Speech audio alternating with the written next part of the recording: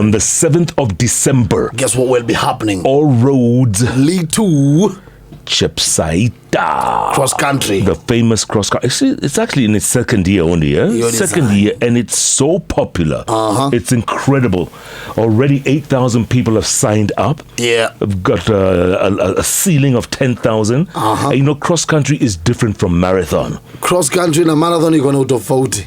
Hii wanakimbia kwa nyasi, kwa matope, up and down. Wanaruka maji na viunzi. Sio? So, here to talk about more about Chepsaita and the state of athletics in Kenya is none other than Athletics Kenya Youth and Development Director anajulikana kama Barnaba Korir in the house. Director, karibu sana. Asante sana ja. Good to see you as always. And you're always on time, always on time. Yes. Kama kawaida. Kama kawaida. So Chepsaita, first of all, what's the difference between cross country and a marathon? Cross country you run on the hills, on the grass, through the mud, through the rain, everything. Yeah, and you're cutting across the country. Yes, that's why that's why it's called the cross country. But when it comes to the marathon, and that's where there's a problem, because Kenyans, because of maybe Kipchoge, they are calling everything marathon. So we have to tell them, marathon and the cross country and track and field are totally different. Correct. Marathon, you run on the hard surface, on the tarmac. You cannot run on the soft surface. That is now the marathon. That is the road races, and that's when you talk about Nairobi City Marathon, Standard Chartered Marathon. You will see that all of them is run through the tarmac. And what's so unique about Chepsaita, Director? The unique is we start with the name. The name itself is very unique, Chepsaita. It is actually, it captures the imagination of everyone. What is Chepsaita? It is very unique. The place, the venue, and of course when the patron, Faruk Ibet, started this race, you could see that there was no place to run. It was actually like in the farm where they planted maize and other crops. And then they imagined that they should have something here, because when you see the hills, it's actually on the upper side of the escarpment. You could see the view of totally western. You can see all the way to Uganda and Mount Elgon to Kisumu. It is stationed in a very, very nice place. The view is very good. But then, of course, he wanted to have something that can assist also his community. And since Athletics Kenya had started a camp in Chepsaita, a nearby school there from his own community, we had quite a number of young athletes who wanted to compete and be part of the programs that Athletics Kenya has done. Therefore, we saw an opportunity now to use that so that they can engage his community to participate in sports, athletics, and eventually the benefits from this athletics and the school which is there, secondary school, will also enhance the capacity for the people there to go to school at the same time run. And that one has been very, very successful since the first edition took place. And part of the theme for this thing is run for education. Run for education. Yes, that is, in fact, that is the idea or the ideal that Athletics Kenya always wanted. We wanted to have a combination of athletics and education. So you could see now that you could kill two birds with one stone. The athletes can nurture their talent, at the same time use athletics to get education. To get education means that they can get motivation. Maybe they can go to universities.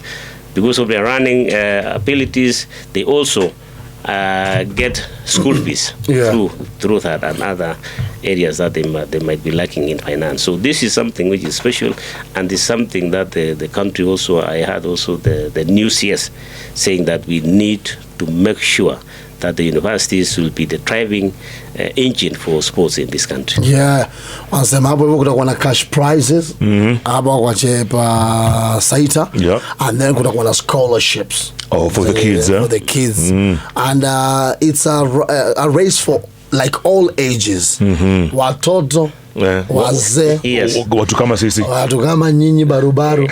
It gathers for you. See, you are still somewhere in the 30s. Yes.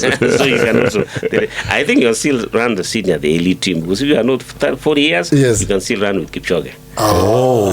And for somebody like me, I think I can go for the upper one, maybe the very over 40. No, over 50. Over 50.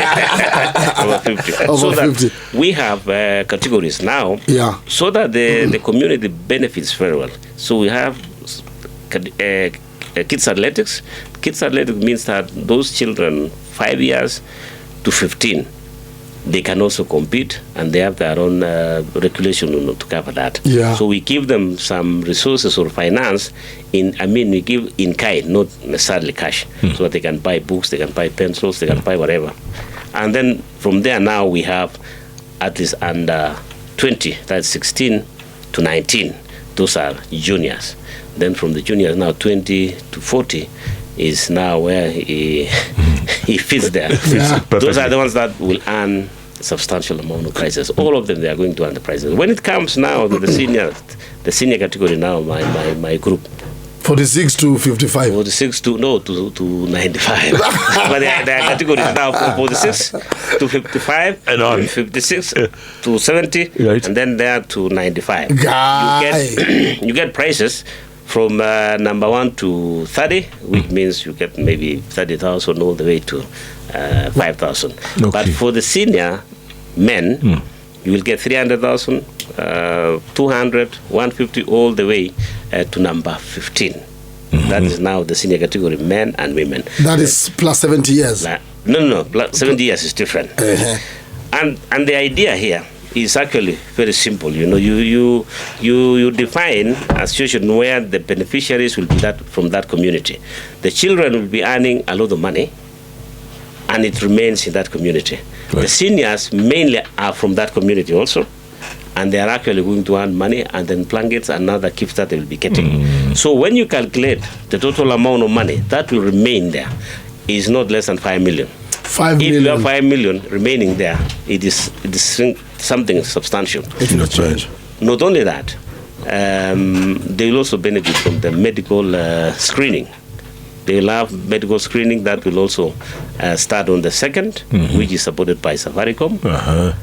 In this medical screening, all the people from that community will be checked, so that if they have any issues, underlying problems in medical, then they can also be informed and given the medical and advised on what to do. So it will really help. And then going back to what we did last year, it was so successful that now those who were sick had already been treated. So they want to repeat the same thing, so that the benefits from there. Then we have now the roads which have already been carpeted, being taken care of, the schools there also. It is something that athletics or sports in particular can actually benefit, can be used to benefit the community that outlined. Director, are you surprised that this is this cross-country event is only in its 2nd year, and it's gained so much traction and popularity as well? Yeah. Are you surprised? Yes and no. Yes, because I never expected that it can go that far. Athletes Kenya also requested, because of the success of the first edition last year, requested for upgrading this event to Koli level, which is normally very difficult. And we was given straight because of the results and the fact that it was organized very well. That is something that made us very happy. Surprised, because I never expected it to grow this far. Yeah. And the reason is that, the patron, Farouk Bet, has really focused on this event. He has shown the passion on how he can support this community. So the leadership also determines the direction the development of the community can take, and the passion and the idea that they want really their communities to benefit. I can see from that, and the people there are reaping the results of that. I have seen also there was a dam which had already been left. The water has been cleaned, and the community is also benefiting from that. They're getting water now. The school, which was built by Safaricom for 80 million, the whole administrative block, and also some classes, laboratories. It's an amazing thing that within 1 year, such things has happened. So I can also encourage the other leadership from that community or the environment of the region to follow the footsteps of what can be done through the determination of the leadership. If you go there, if you were there last year, and you compare now, you will be very, very surprised. The changes that has taken place in the shortest time possible. But it can only happen if those who are there want to bring change and to support their own people. Yeah. Director, if one wants to enter this event, I know that you have very few spaces left between now and 7th. Yeah, on the 7th. Where do they go? Registration, they have a link. We have sent the link through the media, through citizen channels, all the media channels, so that they can register. However, the categories for senior men and women and junior men and women is completely full now. We had capped at 600 each because of the requirements from World Athletics, and that one is closed. So even if you register, it cannot allow you. But for the kids and for the senior citizens, it is still open. They can still register and compete in those categories. But for seniors, junior men, it is closed because of the popularity. We have also other countries participating. They have already entered their teams. We are inviting them. We have quite a number of athletes that will be arriving next week to prepare for this event from other countries, the East African countries, European countries, and Asian countries. So we have the event. It is really magnificent, and it is going to be really big. It's already international. Already. If we have, I hope I can see you guys. Oh, for sure. If you have Eliud Kipchoge, if you have Faith Kipyegon, I mean, what more do you need? And they have already talked about it. They are excited about it, and that's why you hear Eliud saying, education is, is a determinant for everybody's lives. So that is encouraging the athletes to go to school, and that is why running for education is what we want. Even when you look at me now, I also ran for education. Maybe I didn't tell you that. No, you didn't. I got a scholarship when I was in Chepsaita Boys. I finished my A-levels, and I went to US, Iowa State University, through the scholarship, athletic scholarship.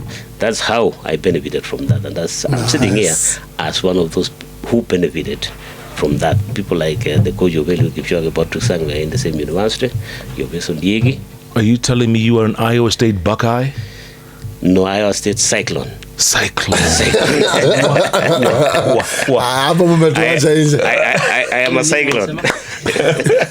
The Cyclone, Iowa State. Yes. Iowa, State University, yes. CEO, Iowa, yes. Kama Idaho, Idaho. Have you been there? I have. You went to, in the Midwest. You went to Iowa? I didn't attend, but I've been there. You've been there. Yes. Des Moines, Iowa, correct. Ames? They said Des Moines. That's what they got. Des Moines. Yes. So scholarship through running. So you helped. And if you see now, if you read even through the newspapers and especially the National Collegiate Championships in the U.S., NCAA, they have taken so many young Kenyan athletes now, especially the women. They are spread across the U.S.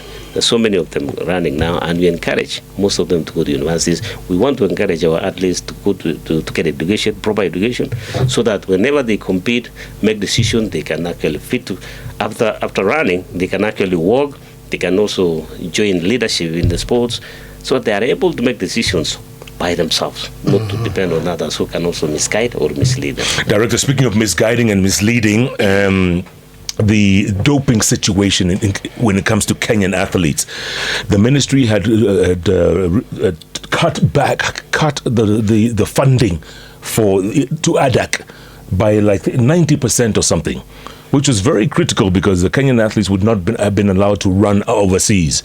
But that, I think you helped, or you AK intervened, and that's been resolved. Is that true? It was resolved. I think, when the decision was made, I think basically they did not have enough information on that. I don't think they had enough information. But then when the government was explained, the other section of the government was explained exactly the importance of this, then immediately a decision was made. And of course, His Excellency, the President of this country, assured the IOC President when he came here that everything will be in place. Our new CS also has communicated, and the money has already been given to ADAC, and we don't have a problem. So we are going now, moving in the right direction, and everything will be restored to them. The money which was set aside, the $5 million which was set aside for fighting doping, has not been touched. It is still going on, and those resources are going on. The practicality of everything is going to. In fact, this weekend we are having a meeting with